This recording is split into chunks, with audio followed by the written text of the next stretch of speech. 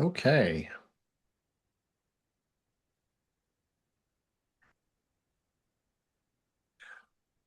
So we're continuing on in the Gospel of Sri Ramakrishna, and we're on the chapter, I think, Advice to Ishan. Is that right?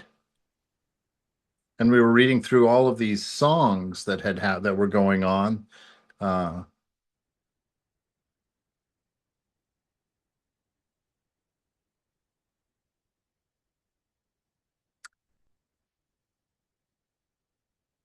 yeah. Am I in the right place? This isn't looking familiar to me. Oh, yeah, there it is. Okay, so we're down toward the reading the third song that started. And Ramakrishna says, one must be very earnest about God. Listen to another song. Can everyone have the vision of Radha? Can everyone taste her love? This, the rarest treasure of all, no earthly wealth can buy. Without devotions and sadhana, none can ever attain it. The raindrop falling upon the deep when Swati shines on the high is formed within the oyster shell into a priceless pearl. Can such a pearl be formed from rain that falls at other times? Mothers with their babes in arms may beckon to the moon to leave the sky and come to them, but only the babes are fooled. Does the moon ever leave the sky and dwell upon the earth? One must practice intense spiritual discipline. Can one obtain the vision of God all of a sudden without any preparation? Right? So that's a good thing to remember. It's kind of like I like to see this as like you can't catch the bus without waiting at the bus stop. Right. So it's not a matter of accomplishment or earning or attaining. But if you're not standing there ready to go when the bus comes, you're not going to get to your destination. And so sadhana is a matter of waiting at the bus stop. You know, we've I've shared so many times. Gosh, we've known each other too long now. I have nothing new for you today. I'm sorry. But this notion that that not brother Lawrence, Saint John of the Cross writes that really our task, the reason that we pray, the reason that we work, the reason that we try and control our minds and bodies, he says that the divine has brought us all the way to the very edge of realization, but that last little step only happens through grace. And so we're kind of camped there, as it were. He says that we've built our bridal chamber there. We're waiting in our bridal chamber.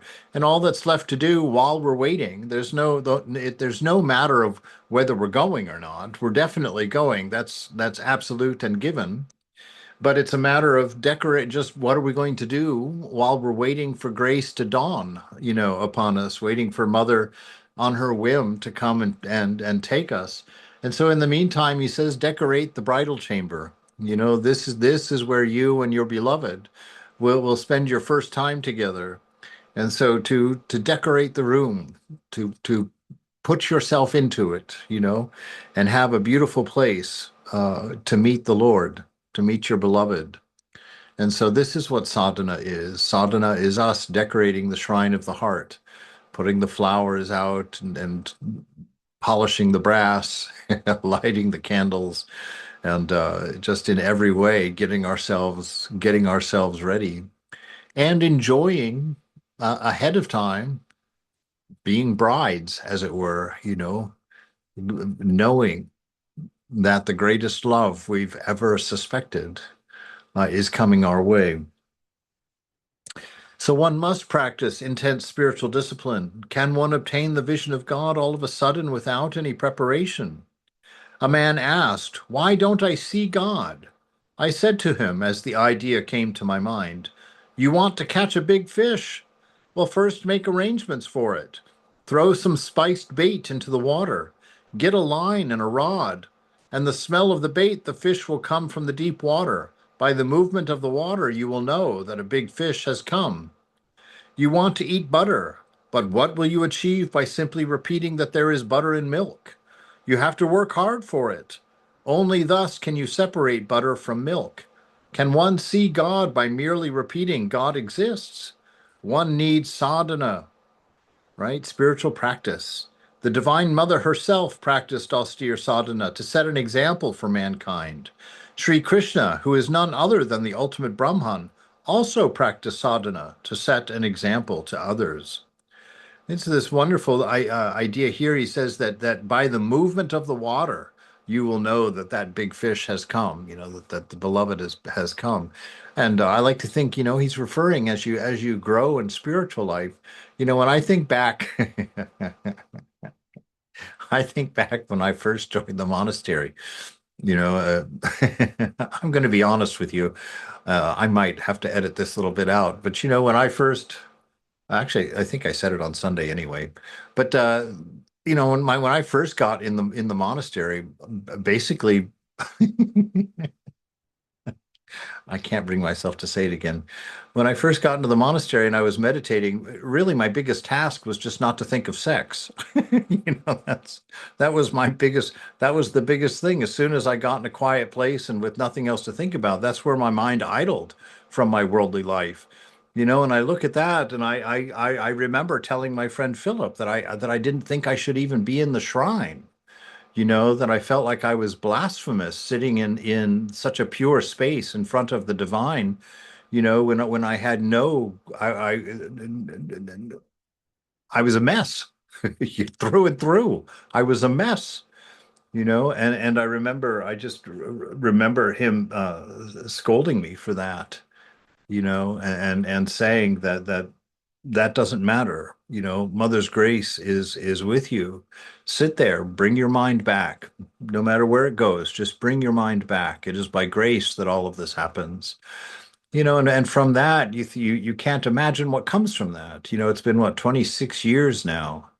And now to sit in the presence there's just such a divine beauty to it, such a divine repose. I love those words, divine repose, where you just feel that love in the heart. You just feel that fulfillment, that sweetness, that stirring, of a big fish. And you can sense the nearness. That's one of my most favorite memories, one of my most important memories to me, actually, was during sannyas as I was sitting in front of that fire, throwing my bell leaves in there with with ghee on them, renouncing everything in the world, and just having this sensation that the breath of God was on my ear, the breath of the beloved was breathing on my ear. And you know how intimate that feels when somebody breathes on your ear like that. The chills go through you. And that is why we do sadhana, to allow ourselves to get rid of all that old trash that prevents you from being present with self, that disallows you from being able to relax and repose inside without all of the hungers and churning of the mind dragging you out, screaming, no matter how much you don't want to go out, you can't get in. It's like that. What does that Tagore says? Like that. What's that animal that fights with the cobras? Looks like an otter. Honey badger? No, no. No. In India, come on, everybody knows it. And when I say it, I'll be like, oh, what is it, Aniri? Mongoose, mongoose. Mongoose, you see. Mongoose. He says he describes, when people first start to try and meditate, it's like the mongoose trying to take refuge in his hole in the wall, and the boys have tied a brick to its tail, so that no matter how much it scrambles and tries to stay in its safety in its hole, the brick keeps pulling it back out again, and that's what worldly life does to us. Worldly life is a brick tied to our tail, and won't let us find that repose in the beloved's arms, to be able to sit there in the lap of the mother and just to enjoy that sweetness, that oneness. And so this movement of the big fish, this is what comes. This is what we begin to experience as we get older, and we've got years of practice behind us, years of seeking grace, years to grow and understand grace, to realize, wow, there is a grace that's big enough for me. a grace that's deep enough for me. And so this is why we do sadhana, to build our faith in divine love, to build our courage based on divine love, and not by the condition of mind and the condition of body, but by the condition of self, being that very image of God, that very divine presence, right? Sri Krishna is the Purusha and Radha the Prakriti, the Chit Shakti, the Adya Shakti. Radha is the Prakriti, the embodiment of the three gunas. Sattva, Rajas, and Tamas are in her. As you remove the layers of an onion, you will see that tints of both black and red, and then only red, and at last only white. The Vaishnava scriptures speak of the Kam Radha, the Prem Radha, and the Nitya Radha. Chandravali as Kam Radha and Srimati as Prem Radha. Nanda saw Nitya Radha holding Gopala in her arms. The Brahman of Vedanta and the Chit Shakti are identical, right? So that highest level is that one without a second, that absolute security, that absolute uh, uh, uh, contentment, no imbalance, no hunger, no thirst, that state of pure being, where you're just, Greg used to tell the story to me. I loved it of a Swami that he came. Greg came downstairs from the monastery upstairs, came down through the foyer there, and sitting on this big green vinyl couch we used to have in the monastery, hideous thing.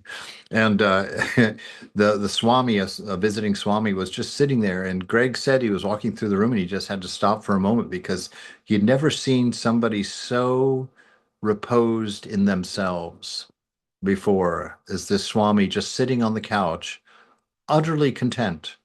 Just that was just the overwhelming feeling as he walked through that foyer and seeing the Swami sitting there. Right. And to sit in that's that that is would we say reward? No, that is the presence of grace. That's when we grow in understanding what we have already. So it's not that we earn it or get it or attain it to ourselves. What it is that we become aware of this overwhelming grace, this overwhelming love that is not dependent on any change, that is not dependent on any cause. The moment you think of water, you must also think of its wetness. And the moment you think of water's wetness, you must also think of water. Or it is like the snake and its wriggling motion. The moment you think of the snake, you must also think of its wriggling motion. And the moment you think of the snake's wriggling motion, you must also think of the snake. When do I call the ultimate reality by the name of Brahman? When it is actionless or unattached to action. When a man puts on a cloth, he remains the same man as when he was naked. He was naked and now he is clothed. He may be naked again. There is poison in the snake, but it doesn't harm the snake. It is the poison to him who is bitten by the snake. This is speaking really to that oneness that is within us, these two sides of us. We have within our mind, within our I hate the words impure because it gives the wrong idea. But the mind moves and produces constant, unrepeating change because it's got a virus, the virus of me and mine in it, just a tiny little virus in there. At first it's calm like a sea with no waves, and then you drop me and mine in it, and it's just like a meteor smashing into the ocean. And this whole universe appears in order to compensate for this wrong idea of separateness, this wrong idea of individuality, this wrong idea of uniqueness among many, and so the mind goes nuts. But the space, the sky, the source of the meteor, that is absolute silent infinity, absolutely quiet, right? And that dwells here, that dwells within the heart. And as you in the mind are chanting the name of God, what is it that's appearing? He says the snake and its wriggling. Well, the snake is the heart. The wriggling is the mind.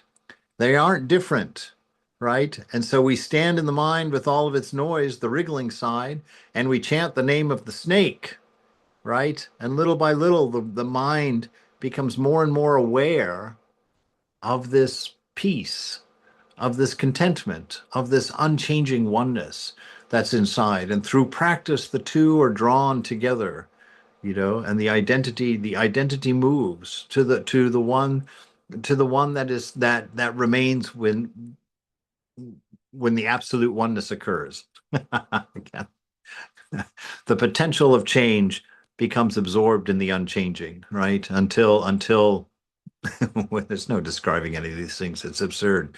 But this notion that when there's one without a second, the second is not implied, but in potentiality, in the stillness, in the peace.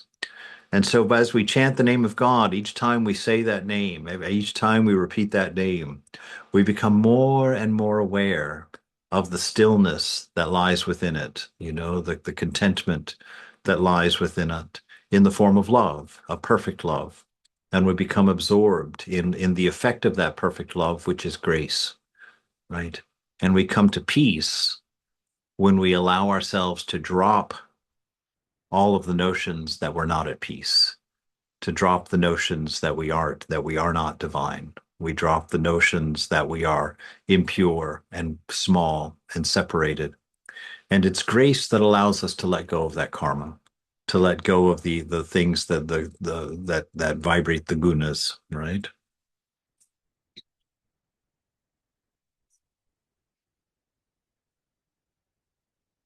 Names and forms are nothing but the manifestations of the power of Prakriti, right? So you could say that names and forms are nothing but the power of the mind, right? They're the power of the mind to create a dream. And so when you're awake and you're seeing the outside world there, the mind is calm. There's nothing in there. There's you know, well, okay, that one fell apart even as I thought about it. But the dream world that you were living in last night is dormant. It's not there. But the power of that world still remains in the mind. And tonight, when you close the senses, that power will manifest again, and a new universe will be created for you to experience in that dream state. And so here, it's the Prakriti is that change, is that power of that change, and that the Purusha is that mind that has that pure potential that will within which all of that manifestation happens. So names and forms are nothing but the manifestations of the power of Prakriti.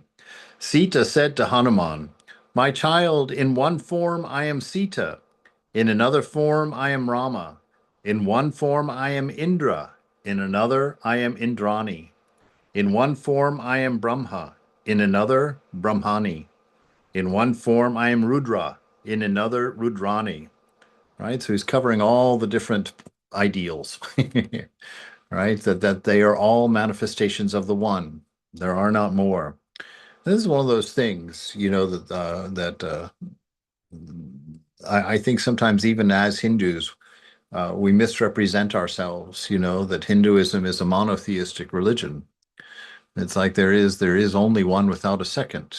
It is not a polytheistic religion, because all of the gods and goddesses are but faces of the singularity, right? So it's a misunderstanding, and it really got its reputation as a polytheistic religion, mostly from the missionaries that were there and had no sufficient understanding of the depth of the philosophy, didn't hang around and ask enough questions to find out that everything was the manifestation of the one divine, right? And so it got this wrong reputation, this wrong thinking that it's a polytheistic religion, and has been looked down on from the West for for hundreds of years for the West's own misunderstanding of the philosophy.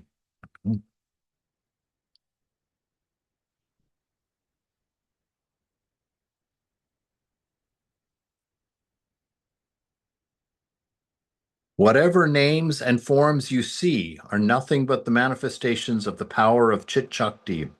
Everything is the power of Chit Shakti, even meditation and he who meditates. As long as I feel that I am meditating, I am within the jurisdiction of Prakriti. Try to assimilate what I have said. One should hear that the Vedas and the Puranas say, and carry it out in life. Right? And this is why we sit with it in order to absorb this possibility. Like, how can these two separate things not be separate? How can I both be Shiva and Shakti? Right? How can I not be the doer and yet at the same time be so convinced that I am the doer? Right? How is that possible? And so this is the quest we go on. This is why we go inside and observe. Right? The best part of practice, the most powerful part of practice is twofold. One, it's the letting go of yourself as the doer, that you are not going to make yourself pure. You are not going to bring yourself to realization. It's a surrendering of that, right? And then the observing through faith of the Divine Mother doing all of the work. Right. So all as your mind lists your weaknesses, as your mind lists all of your impurities as you sit down to meditate, you just watch the mind do that, right? Make those noises. And then you just become aware, Mother's the one fixing all of that right now, just by you making yourself available, right? So making yourself available is another way of saying surrender. It's opening consciously to the presence of the Divine Mother and enjoy as she does her work, because as you have that awareness of the beloved working within you and putting away all your toys, as it were, cleaning up the playroom for you, you sit there and just enjoy the clean room, like a child, just enjoy everything going back to its proper place, and effortlessly, because it's not yours to do, it's yours to be available, right?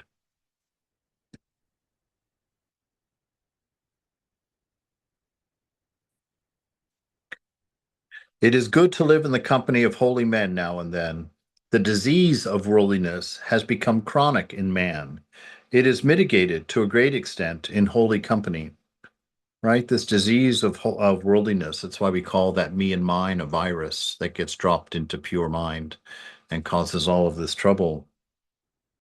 And this worldliness is defined really, the cause of worldliness is you thinking that there's something outside of yourself that's necessary for your perfection, for your contentment, right? Whether it's whether you think you need that piece of pizza, or whether you think you need that bigger house, or whether you think you need that vacation in Bali, whatever it is that you think outside of yourself that's going to bring you happiness, that is worldliness.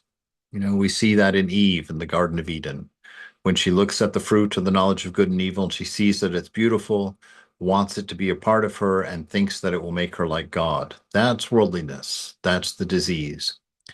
And so coming to spirituality, to be holy within, right, is to know that all that you need is present within. And you withdraw from the senses, you withdraw from desire. And as the desires fall away, the less you're pulled out of yourself, the less you're pulled off balance, right? To run after them and to try and grab things that can't, they can't give you anything, right? They can't give you anything, nothing lasting, right? No matter how much you eat, you're going to be hungry again tomorrow. And that's the nature of everything in Maya. And so to know that up front, right, is to allow us to stop looking there for our satisfaction, to stop hunting outside for things to make us happy. I and mine, that is ignorance. True knowledge makes one feel, oh God, you alone do everything. You alone are my own. And you alone, to you alone belong houses, buildings, family, relatives, friends, the whole world. All is yours. But ignorance makes one feel I am doing everything. I am the doer. House, buildings, family, children, friends, and property are all mine. Right? Once a teacher was explaining to all of this to a disciple. He said, God alone and no one else is your own. The disciple said, but revered sir, my mother, my wife, and my other relatives take very good care of me. They see nothing but darkness when I am not present. How much they love me. The teacher said, there you are mistaken. I shall show you presently that nobody is your own. Take these few pills with you. When you go home, swallow them and lie down in a bed. People will think that you are dead, but you will remain conscious of the outside world and will see and hear everything. Then I shall visit your home. The disciple followed the instructions. He swallowed the pills and lay as if unconscious in his bed. His mother, wife, and other relatives began to cry. Just then the teacher came in the guise of a physician, and asked the cause of their grief. When they had told him everything, he said to them, here is medicine for him. It will bring him back to life. But I must tell you one thing. This medicine must first be taken by one of his relatives and then given to him. But the relative who takes it first will die. I see his mother, his wife, and others here. Certainly one of you will volunteer to take the medicine. Then the young man will come back to life. The disciple heard all of this. First, the physician called his mother, who was weeping and rolling on the ground in grief. He said to her, Mother, you don't need to weep anymore. Take this medicine and your son will come to life, but you will die. The mother took the medicine in her hand and began to think. After much reflection, she said to the physician with tears in her eyes, my child, I have a few more children. I have to think about them too. I'm wondering what will happen to them if I die. Who will feed them and look after them? The physician next called the wife and handed the medicine to her. She had been weeping bitterly too. With the medicine in her hand, she also began to reflect. She had heard that she would die from the effect of the medicine. At last, with tears in her eyes, she said, he has met his fate. If I die, what will happen to my young children? And who will keep them alive? How can I take the medicine? In the meantime, the disciple had gotten over the effect of the pills. He was now convinced that nobody was really his own. He jumped out of bed and left the place with his teacher. The guru said to him, there is only one to whom you may call your own, and that is God. Therefore, a man should act in such a way that he may have bhakti for the lotus feet of God and love God as his very own. You see this world around you. It exists for you only for a couple of days. There is nothing to it. The pundit, smiling, revered sir, I feel a spirit of total renunciation when I am here. I feel like going away and giving up the world.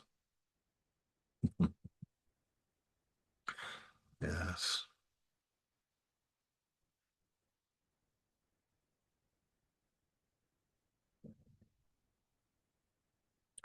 Master, no, no. Why should you give up? Give up mentally. Live unattached in the world, right? Says, don't go out and kill yourself.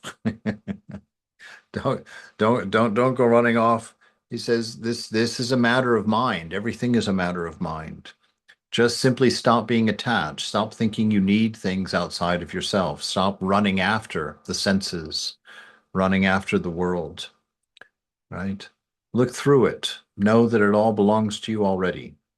There is nothing to be acquired.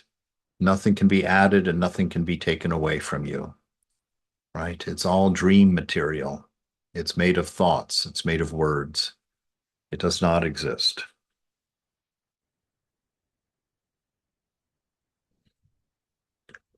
Surendra wanted to spend the night here occasionally. He brought a bed and even spent a day or two here. Then his wife said to him, you may go anywhere you like during the daytime, but at night you must not leave home. What could poor Surendra do? Now he has no way of spending the night away from home. What will you achieve by mere reasoning? Be restless for God and learn to love him. Reason, mere intellectual knowledge, is like a man who can go only as far as the outer court of the house. But bhakti, devotion, is like a woman who goes to the inner court. right? So it's that love that gives us access to our inner court. Why? How? Through grace. We mitigate our hungers through grace. We mitigate our wrong idea of ourself by accepting grace, right? By letting go and trusting that this is true. Trusting, being willing to let go of our narratives, let go of your karma, right? Let go of your past, let go of your future, let go of your age, let go of your stories, right? And just chant that name within. And through faith, as you let go, as you settle in, you find that strength, you find that acceptance, you find that oneness within yourself. It becomes your own atmosphere, your own contentment that you carry with you always, everywhere, unperturbed. One must take a definite attitude toward God. Then alone can one realize him. Rishis like Sanaka cherished the attitude of Shanta, Hanuman the attitude of servant, the cowherd boys of Vrindavan, the Sridhama and Sudhama, the attitude of a friend, Yashoda the attitude of a mother, and Radha the attitude of a sweetheart. Right? So as long as we find ourselves thinking that we're separate, we have to put ourselves in relationship with the divine, right? We have to see ourselves as we imagine ourselves and to see our beloved as we imagine our beloved. And as those two ideas draw together, the love that develops between them, that is the divine, right? I saw that this week on Friday when we had that meeting with that group of people. There's something that Jesus says. He says, "Wherever two or more are gathered in my name, there I am also." And I always wondered, what does that mean? What, why? I mean, why would it have to be two or more people? And as I was sitting there at this group I was telling you about, and they were just answering that question, "What is God to you?" And that the honesty with which that conversation was happening, and with the earnestness, the openness with which that conversation was happening, I began to notice the atmosphere of the room. This atmosphere of trust, this atmosphere of fearlessness, of courage, as people were really starting to open up. And why were they opening up? Because it was the grace of the other listeners, the fact that they were not being judged, the fact that nobody was testing them or talking or laughing at them or threatening them in any way, right? It was a trust in grace that was happening, the grace in each one of us in the room by the people sharing. And as it went around, that grace increased, that confidence increased, the openness increased, and truth came out. Truth was born in that. And by the time we were finished, the atmosphere in the room was just so sweet, so loving, so kind, and I thought, that is God. Wherever two or more are gathered in my name, right? I am present there. And so when we sit together as seekers and we talk about the love of God, we talk about our inner feelings, our inner struggles, our inner fears, and we trust each other. It is God that appears between us. And that's what makes a relationship beautiful, right? That's what makes a marriage beautiful. When you both consciously begin to see the divine in the other, right? And you learn to trust that and open to that and work in that, right? And so where two or more are gathered, there I am also. And so this then, and interestingly enough, here we've got the solution for when there's only you. Like, you can't sit there and think, "Oh, I've got this lousy husband and he thinks nothing of God, and how am I ever going to have any peace at all?" Well, that's why you've created two within yourself, the beloved and you. So gather what? In his name. What's that? The mantra, right? So you gather within yourself with the name and you chant that name, and that same intimacy begins to show, and that same trust on your part, where you can let go of your karma, you can let go of your fear, you can let go of your guilt, you can let go of your shame. And as you just continue to open, as that name is chanted, that atmosphere develops within your own shrine. God is present there. and you become aware of that presence, and beauty manifests around you. O God, thou art the Lord, and I am your servant. That is the servant's attitude, a very good one for aspirants. Pundit, yes, sir. The pundit from Sinthi left. It was dusk. Twilight hung over the Panchavati, the temples, and the river. Evening worship began in the different temples, accompanied by the sound of bells, gongs, and conch shells. Sri Ramakrishna bowed before the pictures of the deities in his room. He was sitting on the small couch in an abstracted mood. A few devotees were on the floor. There was silence in the room. Right. So whenever I read about those bells and those conches, I I remember that's exactly what it's like to be at Bellermont in the evenings, because all along the river on the other side, aside from on this side of the river is Bellermont, of course, but even on the side where Bellermont is, there's several Shiva temples, there's a mosque, there's a Krishna temple down the way a bit, and then across the river there's all these other temples over there. And when it comes to Vespers time, you hear the conch shells blowing, you hear the bells ringing, you can hear the arati songs in the distance for these different places and different traditions, and it's just it's lovely. And I bet it was just even more so in Thakur's time, because it would have been so much more silent with no cars running around and not millions of people, but just these humble temples reaching out to the divine. There was silence in the room. An hour passed. Ishan and Kishori entered and sat down on the floor after saluting Sri Ramakrishna. Ishan was a great ritualist. He was devoted to the performance of the various rites and ceremonies prescribed by the scriptures. The master opened a conversation. Can one attain knowledge of God by merely repeating the word God? There are two indications of such knowledge. First, longing, that is to say, love for God. You may indulge in reasoning or discussion, but if you feel no longing or love, it is futile. Second, the awakening of the Kundalini. As long as the Kundalini remains asleep, you will not have attained knowledge of God. You may be spending hours poring over books or discussing philosophy, but if you have no inner restlessness for God, you have no knowledge of Him, right? So, what's the solution for that? Keep going. That's the solution for that. I can tell you from those ridiculous beginnings of my own 26 years ago, where I would sit in that shrine, just having no inner peace, having barely a thought of God, having my mantra just become this rote repetition of a name that I barely knew at that point. I was not a devotee of Ramakrishna for except for a few weeks before I was in the monastery. Right. So there was no power in it because I had no sense of that, no knowledge of that.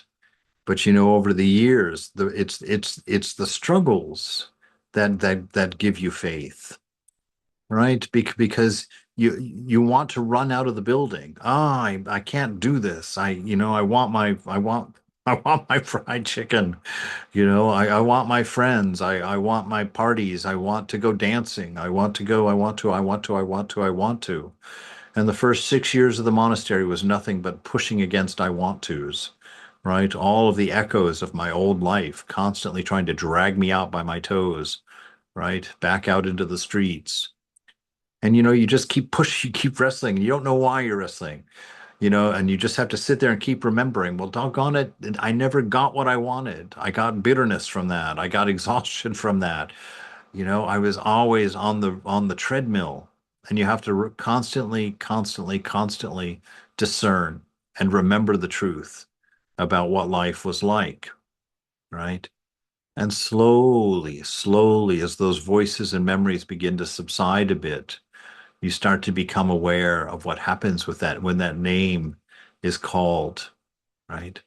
When the name of your ideal is mentioned and the mind catches it a little bit, holds it for a moment, feels a little touch of sweetness, barely any, barely any.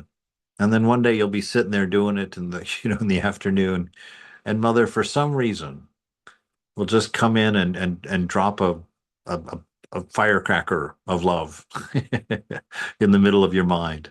Just a quick explosion that happens so fast and it's so other that after it's happened, you're not even sure that it could have, right? It's like that loud pop, and then there's no evidence that that pop happened at all. And you're like, what? What was that?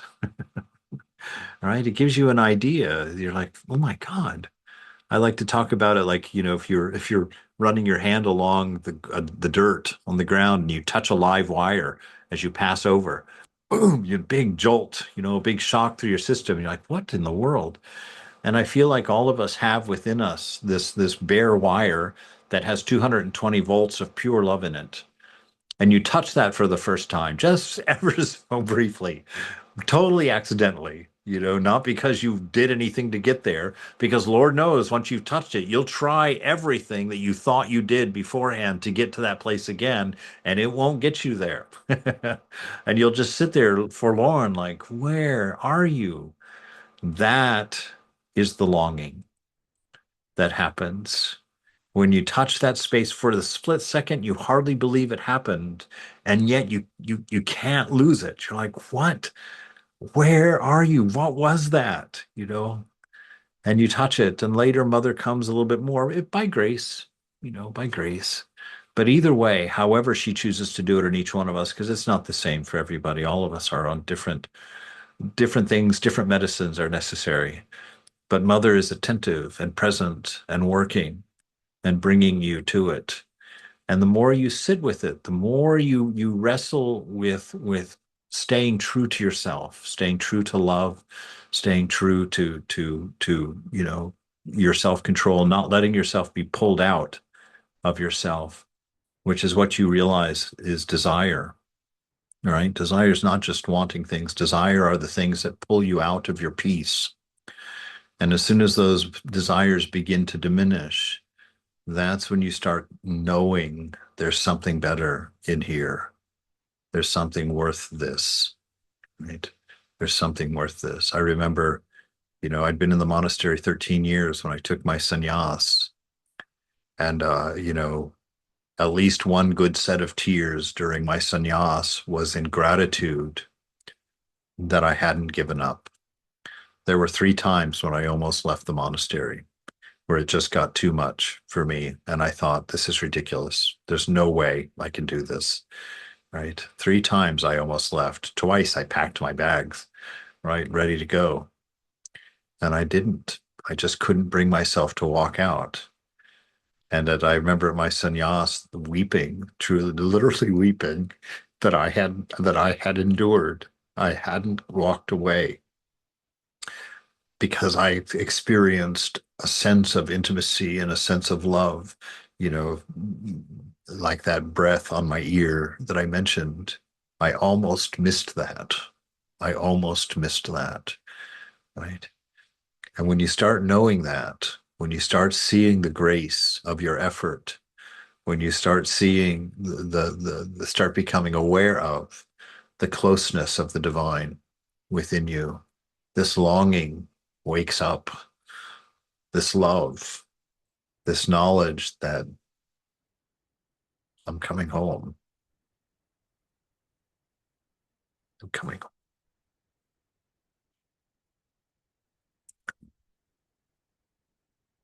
When the Kundalini is awakened, one attains bhakti, prema, and so on. This is the path of devotion, right? That love. It's like at first when you start dating someone, you have to go out and be entertained all the time, right? You have to go out and watch a movie or go get some dinner or go dancing. Why? Because you're uncomfortable with each other, right? You don't know what to say. You don't know what to do. You don't know what they like. You don't know what they want. All you know is you want it to work out somehow, right? And after you've been together for 60 years, all of that is gone. You've seen everything about each other. You have nothing. You can't be embarrassed about things in front of each other. The things that you may have been embarrassed about now are just funny if you notice them at all, right? There's an understanding of intimacy, an understanding of togetherness, an understanding of the impossibility of separating. in that. And in that space, is what Thakur is talking about. In that space is this prema, these higher forms of love where you're just gazing at each other. You're just together, right? And like that old couple at my museum in New York at the Guggenheim or the MoMA, right? Just touching fingers across the table in a crowded room, just being together is enough. That's absorption, you know, when all of those desires are barely a crinkle in the background far away, but the atmosphere of warmth, the atmosphere of acceptance, uh, an unviolatable, I don't know what that word would be, but an unviolatable confidence we are together forever, right? Takes over. That is the path of devotion. The path of karma. The path of karma is very difficult. Through it, one obtains some powers. I mean, occult powers. Ishan, let me go and see Hazra. What an odd thing to say right there. Let me go and see Hazra. Sri Ramakrishna sat in silence. This is the play, right? He's talking about these beautiful things, and just out of nowhere, Ishan's like, "Hey, let me go see Hazra." And Ramakrishna is just stunned. What? And he just sits there in silence, right? Just sits there in silence, like, what? Right? So Sri Ramakrishna sat in silence. After a while, Ishan returned to the room, accompanied by Hazra. The master was still silent. A few moments later, Hazra whispered to Ishan, "Let's leave him alone. Perhaps he will meditate now." And both of them left the room. Sri Ramakrishna was still silent. In a few moments, the devotees noticed that he was really meditating. Then he performed japa. He placed his right hand on his head, then on his forehead, and then on his throat, and then on his heart, and at last of all, his navel. Was it meditation on the primordial energy in the six centers of the body? Ishan and Hazra had gone to the Kali temple. Sri Ramakrishna was absorbed in meditation. Meanwhile, Adhar had arrived. It was about 7:30. A little later, the master went to the Kali temple. He looked at the image, took some sacred flowers from the feet of the mother, and placed them on his head. He prostrated himself before the mother and went round the image. He waved the chamara. He appeared ecstatic with divine fervor. Coming out, he found Ishan performing the sandhya with the koshakushi. The master to Ishan, "What? You're still here? Are you still performing the sandhya? Listen to a song. Why should I go to Ganga or Gaya, to Kashi, Kanchi, or Prabhas, so long as I can breathe my last with Kali's name upon my lips? What need of rituals has a man? What need of devotions any more, if he repeats the mother's name at the three holy hours? Rituals may pursue him close, but never can they overtake him. Charity, vows, and giving of gifts do not appeal to Madan's mind. The blissful mother's lotus feet are his whole prayer and sacrifice." How long must a man continue the sandhya, right? As long as he has not developed love for the lotus feet of God, as long as he does not shed tears and his hair does not stand on end when he repeats God's name. "I bow my head," says Ram Prasad, or says Prasad, "before desire and liberation, knowing the secret that Kali is one and the highest Brahman. I have discarded once for all both dharma and adharma." Right? That is when grace finally gets your white knuckle grasp on your karma to let go. Right? When grace finally gets you to let go of your shame, to let go of your insistence that you're separate and you need something, right, to be one with God, that you have to do more of something or get more of something or understand more of something. when you finally come to understand that you are sitting in the company of the beloved always, that it has never been separate, and that faith grows to the extent where you can let go of dharma and adharma, right and wrong, good and bad, right? Duty, non-duty. Just let go and be in that space. When the fruit grows, the flower drops off, right? And what is the fruit? That pure peace of being, where just sitting brings you to tears, right? Just sitting warms the heart, and that breath of God on your ear. When the fruit grows, the flower drops off. When one has developed love of God and has beheld him, then one gives up the sandhya and other rites. When the young daughter-in-law is with child, the mother-in-law reduces her activities. When she has been pregnant for 9 months, she is not allowed to perform any household duty. After the birth of the child, she only carries the child on her arm and nurses it. She has no other duty. After the attainment of God, the sandhya and other rites are given up. So it's just that manifestation, that inner truth of that inner truth manifests as an outer reality. You're no longer running after chicken at Denny's. You're no longer sitting in the shrine thinking of all the other possibilities of where you can be.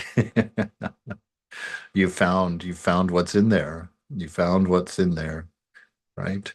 And you let go. And you laugh. You laugh and laugh and laugh and laugh, right? Because you get the joke finally. All right.